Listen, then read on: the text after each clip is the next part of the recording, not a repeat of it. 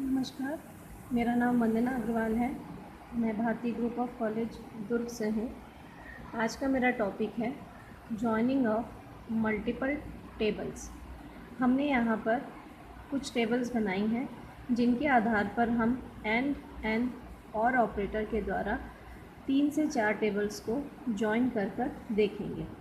हम देखते हैं कि पहले हमने यहाँ पर एक टेबल बनाई है क्रिएट टेबल A1, जिसमें मैंने सिंपल से 2 कॉलम लिए हैं ID and name. ID number type का है, नेम जो है वो आपका वेरकेयर टाइप का है।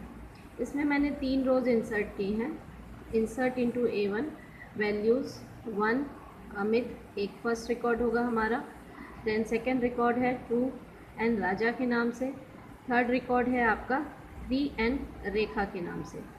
देन उसके बाद मैं एक और टेबल बना रही हूँ जिसका मैंने नाम दिया है B1। इसमें भी मैंने ID and second column department लिया है। पहला जो आईडी है उसका डेटा टाइप एंड विड्थ जो मेरी A1 टेबल थी उसके अकॉर्डिंग मैंने रखा है।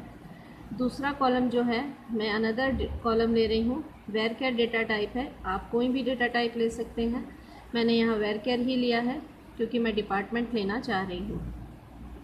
मैंने यहाँ पर फिर 3 रोज़ इंसर्ट की हैं जिसमें मैंने आईडी जो है वो 1 2 3 ही रखा है और डिपार्टमेंट में मैंने लिया है सेल्स, परचेज एंड इन्वेंट्री। इस तरीके से मेरी सेकेंड टेबल तैयार हो रही है। देन मैंने एक थर्ड टेबल ली है C1 के नाम से, जिसमें मैंने अगेन आईडी को सेम रखा है लेकिन अनदर कॉलम मैंने लिया है एड्रेस। एड्रेस में भी मैं यहाँ पर कॉलम के साथ में 3 रिकॉर्ड इंसर्ट कर रही हूँ।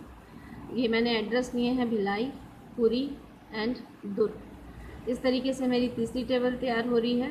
देन एक चौथी टेबल मैं ले रही हूँ D1 में मैंने अनदर कॉलम लिया है सैलरी, जिसका मैंने डेटा टाइप यहाँ न्यूमेरिक फ्लोटिंग पॉइंट पे लिया है।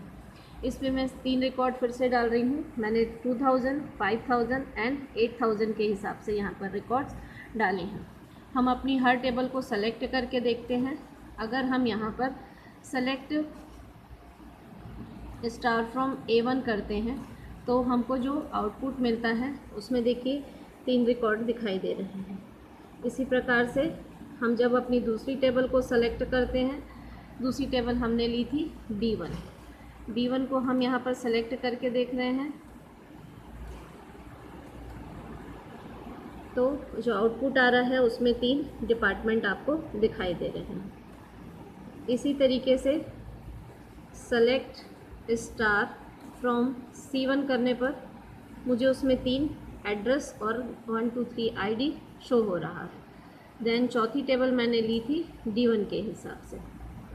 सेलेक्ट स्टार फ्रॉम D1, इसको मैं रन कर रही हूँ तो सैलरी में मुझे यहाँ 3 डेटा दिखाई दे रहा है। आपने यहाँ देखा कि 4 टेबल हैं, चारों में एक कॉमन आईडी कॉलम है जिसमें मैंने डेटा भी यहाँ पर सेम डाला है 1 2 3। जब भी हम कोई 2 टेबल को ज्वाइन करते हैं या 2 से अधिक टेबल को ज्वाइन करते हैं तब हम सिलेक्शन क्वेरी पर जो अपना कमांड लिखेंगे वह सपोज़ मैंने लिखा है सेलेक्ट नेम, जो मैं A1 टेबल से ले रही हूँ, डेप्थ B1 टेबल से ले रही हूँ, एड्रेस C1 टेबल से है एंड सैलरी मेरा D1 टेबल से है। फ्रॉम करके मैंने चारों टेबल्स के यहाँ पर नाम दिए हैं A1, B1, C1 and D1। Then where clause में मैंने लिखा है A1 dot ID is equals to B1 dot ID। यहाँ पर मैं एक लॉजिकल ऑपरेटर एंड लगा रही हूँ जिसमें मैंने लिखा है C1 dot ID is equals to D1 dot ID। यहाँ पर जो मैंने कॉम्बिनेशन लिया है A1 and B1, C1 and D1, आप कोई भी कॉम्बिनेशन ले सकते हैं। मैंने यहाँ पर पहले जो A1 एंड B1 के बीच में इक्वालिटी ऑपरेटर लिया है तो मुझे 3 रिकॉर्ड मिलेंगे क्योंकि उसमें ID 1 2 3 कॉमन था। देन उसके बाद में मैंने C1 एंड D1 को लिया है तो उसमें भी मेरे तीनों रिकॉर्ड्स में ID 1 2 3 था तो अगेन मुझे यहाँ पर 3 रिकॉर्ड्स मिलेंगे। देन उसके बाद में मैंने यहाँ पर एंड ऑपरेटर लगाया है। एंड ऑपरेटर आपको पता है मल्टीप्लिकेशन के लिए वर्क करता है, तो मेरे को दोनों ही टेबल्स में या दोनों ही, जब मैं दो टेबल के कॉम्बिनेशन को यहाँ पर ज्वाइन करूँगी तो मुझे दोनों से 3 रिकॉर्ड मिलेंगे, जिसके आधार पर जब मैं इस क्वेरी को जनरेट करती हूँ तब देखिए सेलेक्ट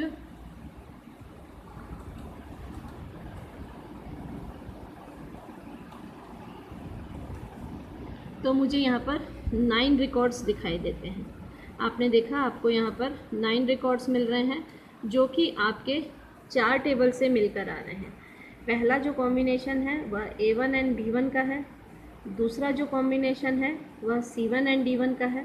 A1 और B1 से जो रिज़ल्ट मिलेगा, C1 और D1 से जो रिज़ल्ट मिलेगा, उनके बीच में एंड ऑपरेटर वर्क करेगा और इस तरीके से मुझे यहाँ पर 9 रिकॉर्ड्स जो हैं वो डिस्प्ले हो रहे हैं।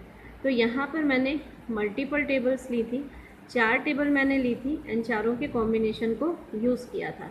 आप चाहें तो A1 C1 का कॉम्बिनेशन ले सकते हैं, B1 C1 का कॉम्बिनेशन ले सकते हैं, D1 A1 का कॉम्बिनेशन ले सकते हैं। मींस आप यहाँ पर कॉम्बिनेशन अपने आउटपुट के हिसाब से ले सकते हैं, जैसी आपकी ज़रूरत रहेगी आप वैसा कॉम्बिनेशन यहाँ पर यूज़ कर सकते हैं। मैंने यहाँ पर जो एग्ज़ाम्पल लिया है वह 4 टेबल का है।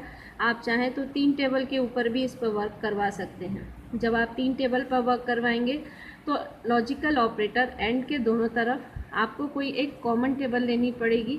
कॉमन टेबल में यहाँ पर मीनिंग ये है कि उनका जो डेटा टाइप एंड विड्थ है और जो उसके अंदर डेटा है वह सेम होना चाहिए। उसी के आधार पर हमारा यहाँ पर जॉइनिंग होता है। इसी कमांड को यदि हम और ऑपरेटर के थ्रू लेते हैं, सेम जो मैंने 4 टेबल का डेटा लिया था उसको यदि मैं और ऑपरेटर के थ्रू लेती हूँ, तब देखिए यहाँ पर मैं सिलेक्शन कर रही हूँ आपका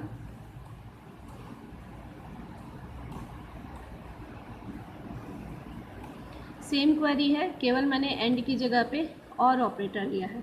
तब यहाँ पर आप देखिए जो आपको डेटा मिल रहा है वह मोर देन 10 रोज़ अवेलेबल हो रहा है। दैट मीन्स क्या हो रहा है कि यहाँ पर हम लॉजिकल ऑपरेटर और ले रहे हैं जो कि प्लस के आधार पर वर्क करता है, तो यहाँ पर हमको मल्टीपल रोज़ मिलेंगी, क्योंकि हमारे पास यहाँ पर जितने भी कॉम्बिनेशंस आएंगे उसमें से कोई भी कॉम्बिनेशन यदि ट्रू होगा तो उसका डेटा यहाँ पर डिस्प्ले होगा। इसको मैं आपको यहाँ पर इस रिपोर्ट के द्वारा जनरेट करके दिखाती हूँ कि जब हम इसमें CSV रिपोर्ट लेते हैं तब आपका एक एक्सेल ओपन होता है। एक्सेल की शीट में आपको यहाँ से डेटा दिखाई देगा। दैट मीन्स जो आपका ओरेकल है वो फ़िलहाल एक्सेल को यहाँ पर कॉल करेगा और आपको एक्सेल में देखिए डेटा दिखाई दे रहा है जो कि बहुत सारा डेटा है। ये जो डेटा है ये आपका यहाँ पर देखिए 46 रोज़ को हमको डिस्प्ले कर रहा है। 46 रोज़ किस तरीके से आ रही हैं, क्योंकि हमारे पास जितना भी डेटा था वह आपस में और के द्वारा यहाँ पर यूज़ हो रहा है, तो हमारे पास यहाँ पर मल्टीपल रोज़ जो हैं वह डिस्प्ले हो रही हैं।